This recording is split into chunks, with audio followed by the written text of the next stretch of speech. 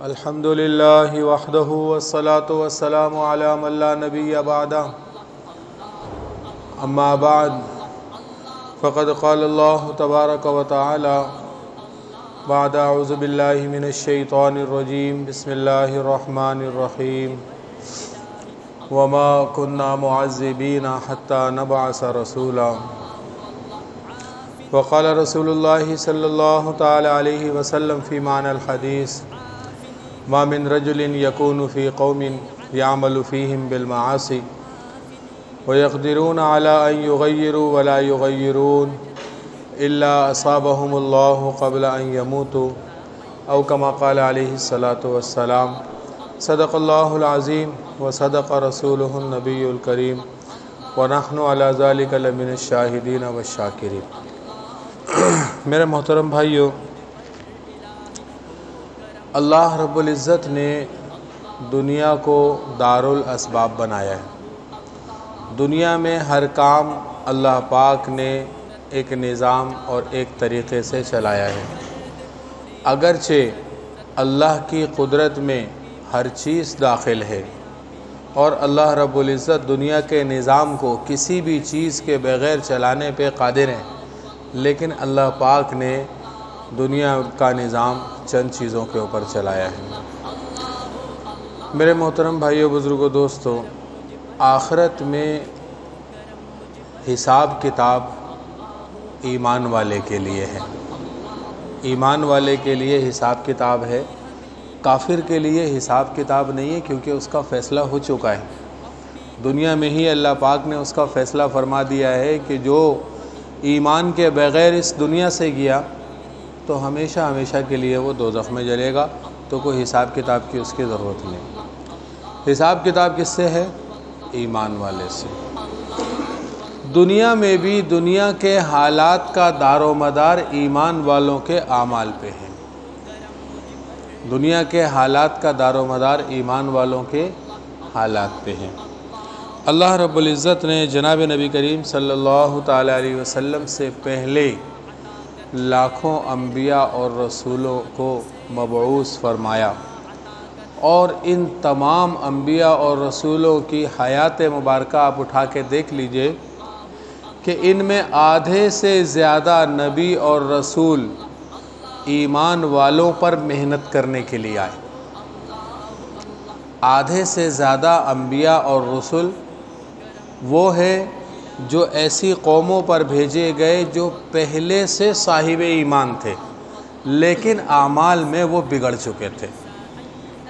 قرآن مجید کے 28 سپاروں میں موسیٰ علیہ السلام کا تذکرہ ہے۔ قرآن مجید کے 28 سپاروں میں موسیٰ علیہ السلام کا تذکرہ ہے۔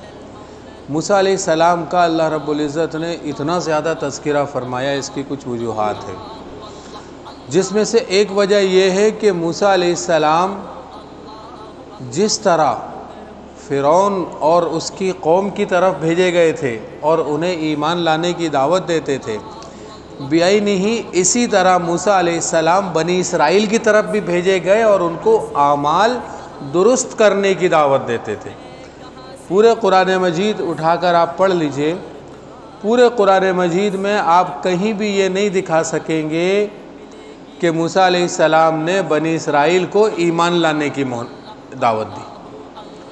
بنی اسرائیل کو ایمان لانے کی دعوت نہیں دی، بلکہ بنی اسرائیل کو اپنے اعمال درست کرنے کی دعوت دی۔ وقال موسیٰ یا قومی ان کنتم آمنتم باللہ فعلیہ توکلوا۔ موسیٰ علیہ السلام نے فرمایا، اے میری قوم، اگر تم اللہ پہ ایمان رکھتے ہو تو اس پہ بھروسہ کرو۔ فقالوا علی اللہ توکلنا، ان کی قوم نے کہا ہم نے اللہ پہ بھروسہ کیا۔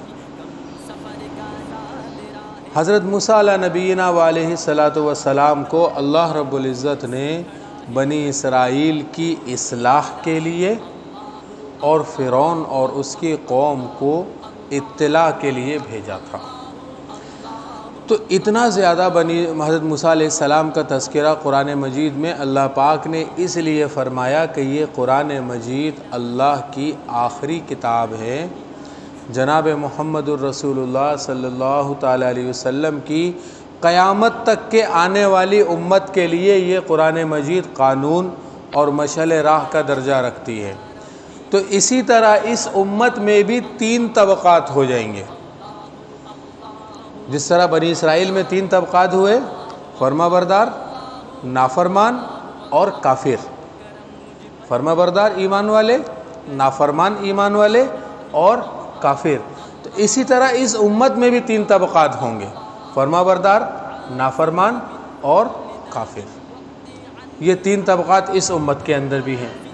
تو اس لیے اللہ رب العزت نے حضرت موسیٰ علیہ السلام کو جو مشکلات پیش آئیں، گھر کو چھوڑنا پڑا اور 10 سال جو ہے جا کے شعیب علیہ السلام کے پاس مزدوری کی، پھر وہاں سے واپس آئے، حالات آئے، یہ ساری باتیں اللہ رب العزت نے جگہ جگہ بار بار اس لیے بیان فرمائی کہ اس امت کو بھی ان تینوں طبقات میں محنت کرنی، ان تینوں طبقات کو دین کی طرف لے کے آنا۔ اچھا جی، اب کہے کہ بھئی جو لوگ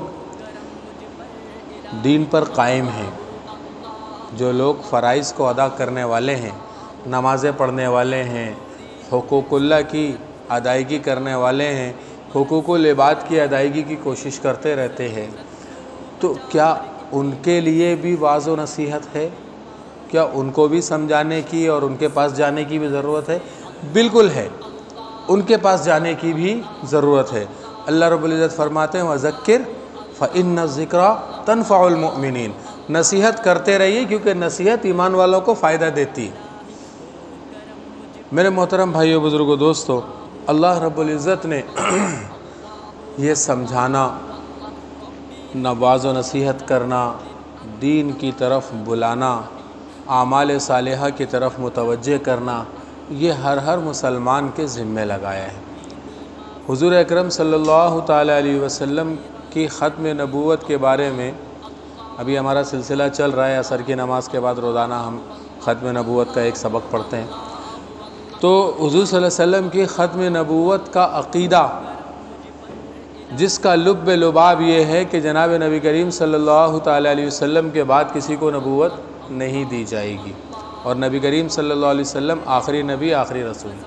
لیکن انسان اور قومیں اور افراد اور انسانوں کی ایک بڑی تعداد وہ ہے جو حضور صلی اللہ علیہ وسلم کے زمانے سے لے کر قیامت تک آئے گی، بلکہ یوں کہا جائے کہ جتنے انسان حضور صلی اللہ علیہ وسلم سے پہلے آئے تھے وہ کم ہیں، اور آپ علیہ السلام کے بعد آنے والے انسان زیادہ ہیں، تو بیجا نہیں ہوگا۔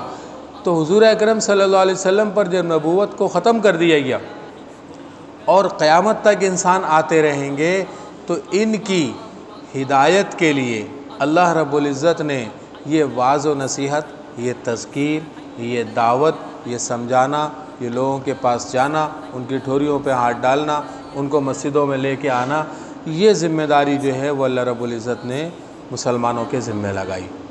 قرآن مجید میں اللہ رب العزت فرماتے ہیں، حضور اکرم صلی اللہ تعالیٰ علیہ وسلم کو اللہ پاک نے فرمایا قُلْ هَٰذِهِ سَبِيلِي أَدْعُو إِلَى اللَّهِ، سورہ یوسف آخری رکوع۔ آپ فرما دیجئے کہ یہ میرا راستہ ہے، میں لوگوں کو اللہ کی طرف بلاتا ہوں، اور کیسے بلانا ہے؟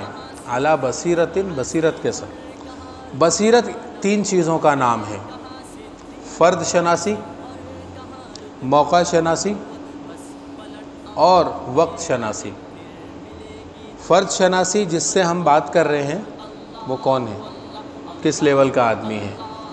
اسی وجہ سے ہمارے تبلیغ والے حضرات کہتے ہیں کہ بھائی مناسبت کے ساتھ ملاقات کرو۔ جماعت میں کوئی ڈاکٹر ہے تو وہ محلے کے ڈاکٹروں سے لے جا کے ملاؤ، جماعت میں کوئی عالم ہے تو محلے کے علماء سے جا کے ملاؤ۔ یہ فرد شناسی۔ ہر ایک کے اعتبار سے جناب نبی کریم صلی اللہ تعالیٰ علیہ وسلم نے الگ بات ارشاد فرمائی۔ ایک صحابہ کہنے لگے یا رسول اللہ صلی اللہ علیہ وسلم، روزے کی حالت میں کیا بیوی سے معانقہ کر سکتے، گلے مل سکتے؟ تو آپ علیہ السلام نے فرمایا بالکل نہیں، بالکل نہیں، قریب بھی نہیں جانا۔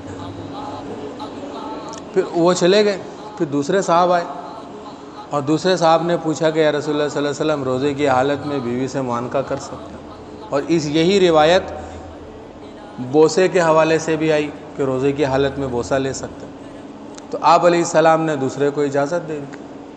اور آپ علیہ السلام نے فرمایا اس کا مفہوم ہے کہ خیال رکھنا اللہ کی حدود کو نہ توڑ دینا، بس۔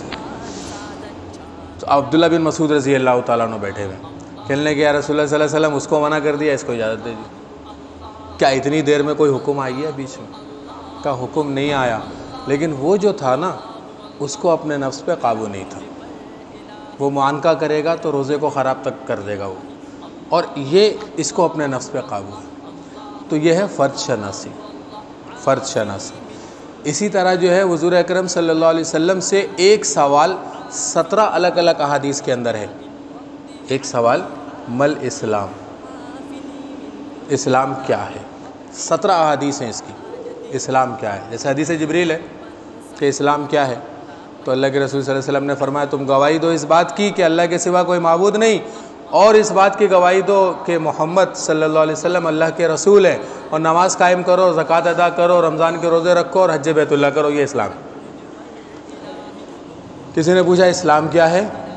آپ علیہ السلام نے فرمایا بھوکوں کو کھلاؤ، ننگوں کو پہناؤ، رات کو اس وقت اٹھ کے نماز پڑھو جب لوگ سو رہے ہو۔ کسی نے پوچھا اسلام کیا ہے؟ فرمایا رشتہ داری نبھاؤ، رشتہ داری کو جوڑو اور قطع تعلق سے بچو۔ کسی نے پوچھا اسلام کیا ہے؟ فرمایا جو تمہارے پر ظلم کرے اسے معاف کر دو۔ ایک ہی سوال ہے، لیکن ہر فرد کے اعتبار سے اللہ کے رسول صلی اللہ علیہ وسلم نے الگ الگ جواب دیا۔ تو یہ کیا ہے؟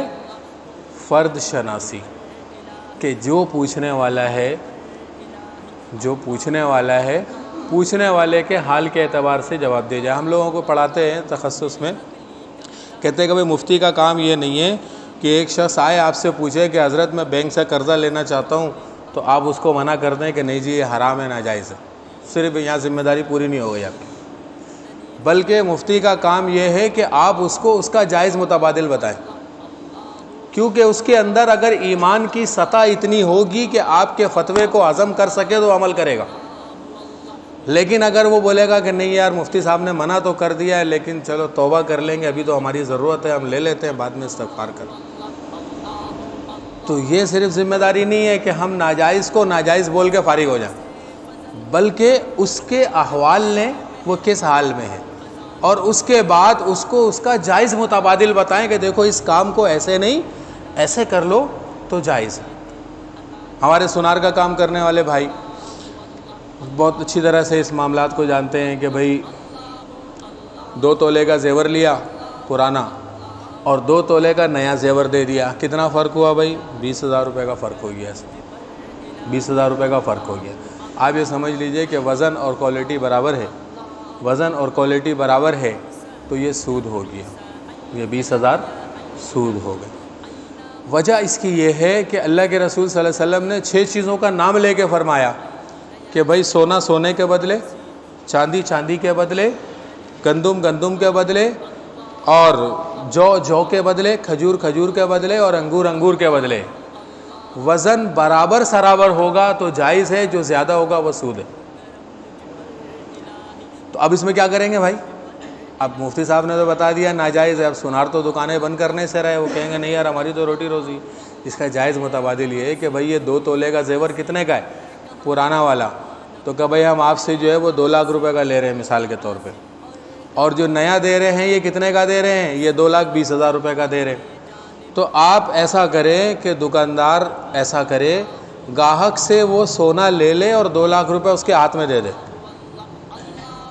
2 لاکھ روپے اس کے ہاتھ میں دے دے، اور پھر اس کے بعد گاہک اپنی جیب سے 20,000 روپے اور نکالے اور اس 2 لاکھ میں ڈالے، اور پھر وہ 2,20,000 دے کر اس سے نیا والا زیور خرید لے۔ تو یہاں سونے کے بدلے پیسہ اور پیسے کے بدلے سونا ہو، یہ جائز طریقہ ہوگا۔ 2 الگ الگ تجارت ہو گئی ہے، 2 الگ الگ ڈیل ہو گئی ہے، ایک ڈیل ہو گئی بیچنے کی اور ایک ڈیل ہو گئی خریدنے کی، یہ دونوں الگ الگ ہو گئے معاملات۔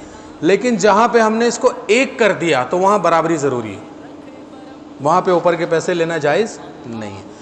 تو اسی طرح فرض شناسی، پوچھنے والا یا سامنے جس کو ہم دعوت دے رہے ہیں، جس کو ہم مسجد میں لانا چاہ رہے ہیں، اس کے حال کے مطابق جو ہے، اب ایک شخص جو ہے وہ وزن اٹھایا ہوا ہے اور آپ اس کو جو ہے وہ 6 نمبر سنائے جا رہے ہیں، تو وہ تو وزن اٹھایا ہوا ہے، پریشانی کے عالم میں، ظاہر ہے وہ تو لے گا نہیں۔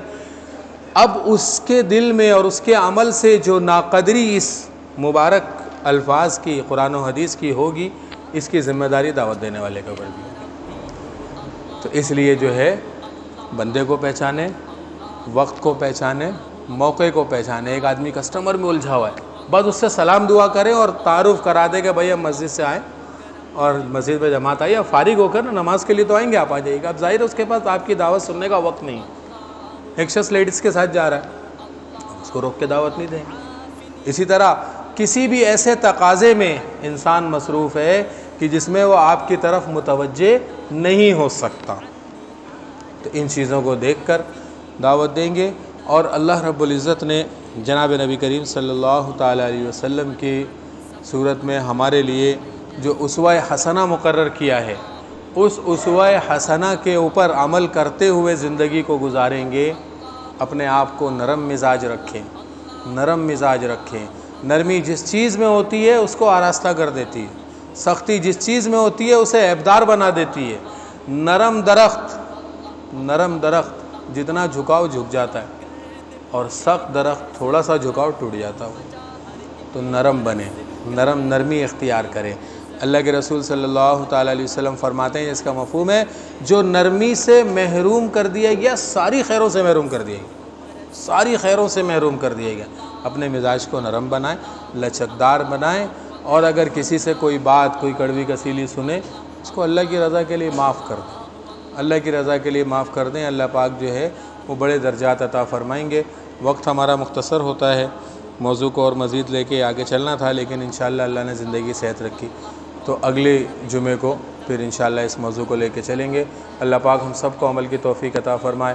وآخر دعوانا الحمدللہ۔